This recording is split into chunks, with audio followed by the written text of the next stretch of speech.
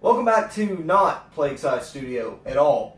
Welcome to my room, actually, my childhood room where I learned to play guitar and was an angsty teen, as you can tell by the checkerboard floor and all that good stuff.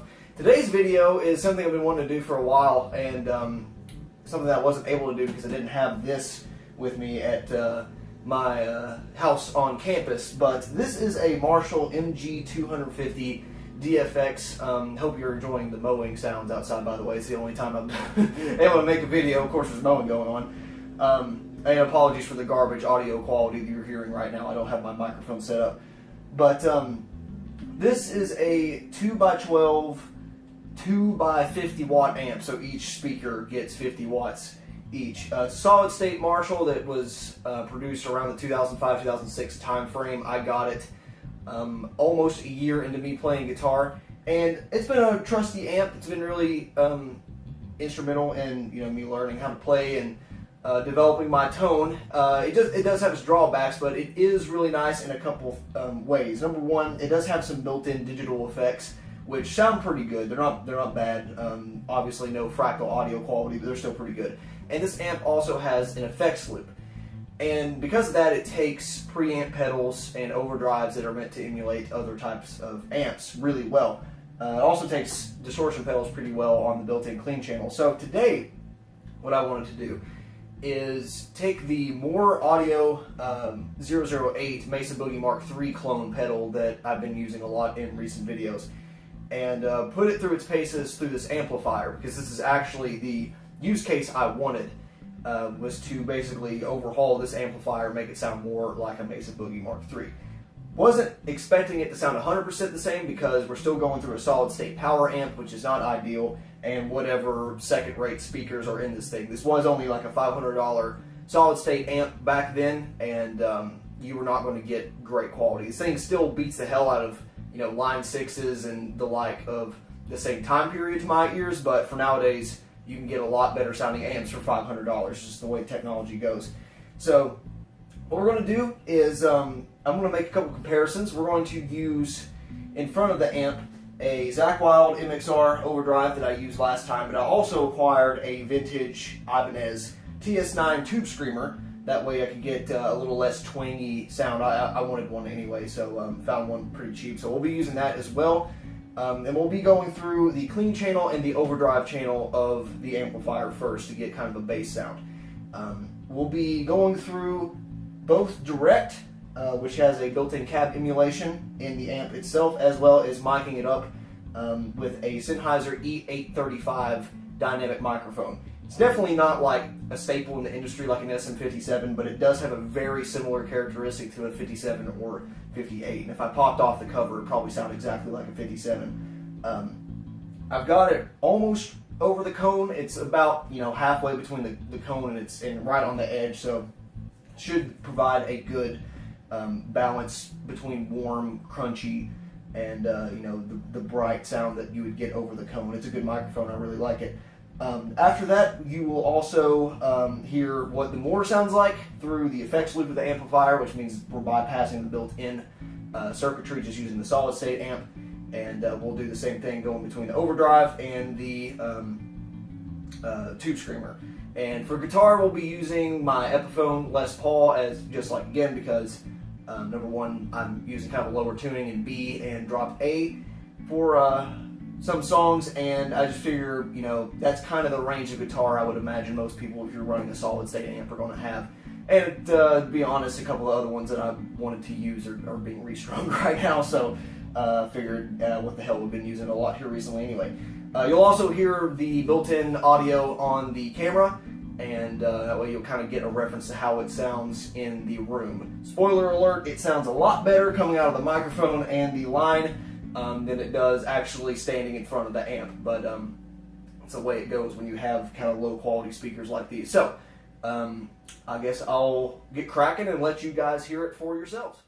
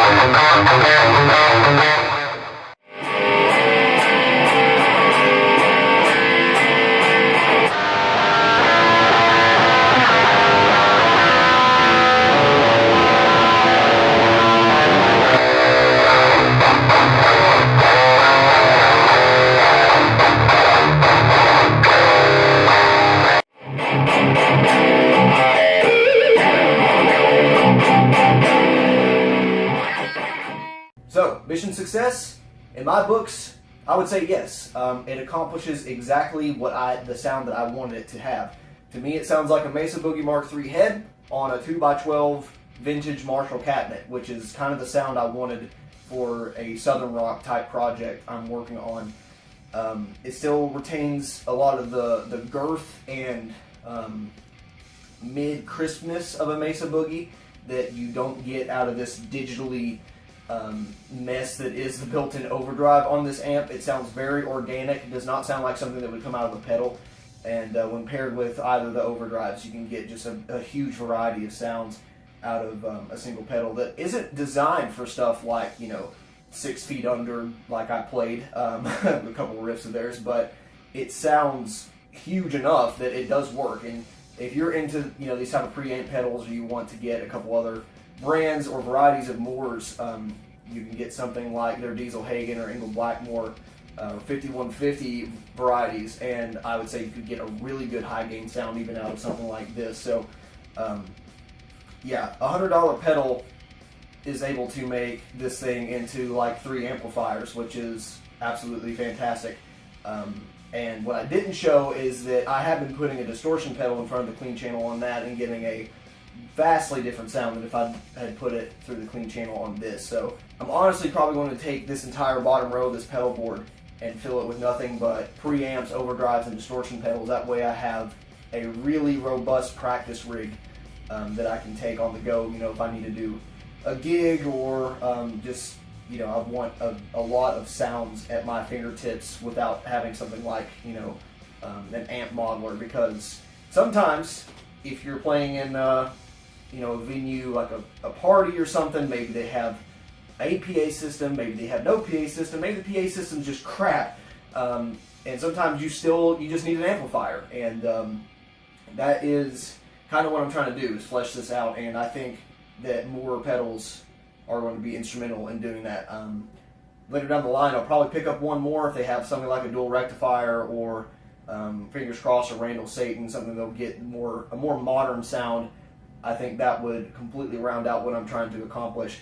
But I'm really still impressed about how well this thing accepts different types of drive sounds. And if no matter what kind of amp you have, if it has an effects loop in it, you can do the same thing. You might not get the exact same sound, but I guarantee you for $100 to $150, you can turn something like this into a heavy metal machine, whether you think that's possible or not. This amp's kind of sentimental to me because it was a gift from my grandmother, like I said, about a year into me playing guitar, less than that actually. So I'll never get rid of it, even though if it is not technically the best thing out there.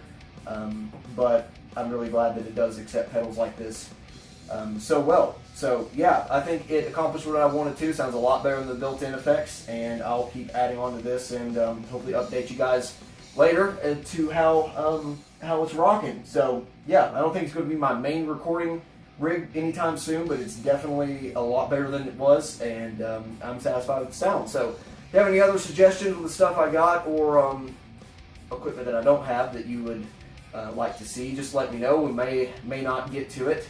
And other than that, any questions, let me know. I'll be happy to get to them. Thanks for watching, and sorry for the garbage production value on this video. We'll have a couple more like this, and then we'll be back into the swing of things, I promise. Thanks for watching. See you next time. Bye.